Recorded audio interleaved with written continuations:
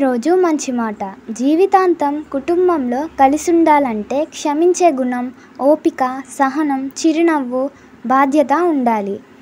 విడిపోవాలంటే పైన ఉన్నవి ఏమీ అవసరం లేదు. కాబట్టి ప్రతి స్టూడెంట్ ఒక కుటుంబంలా ఉండాలి. ఈరోజు మంచి మాట. జీవితాంతం కుటుంబంలో కలిసుండాలంటే క్షమించే గుణం, ఓపిక, సహనం, చిరునవ్వు, బాధ్యత ఉండాలి. విడిపోవాలంటే పైన ఉన్నవి ఏమీ అవసరం లేదు. కాబట్టి ప్రతి స్టూడెంట్ ఒక కుటుంబంలా ఉండాలి.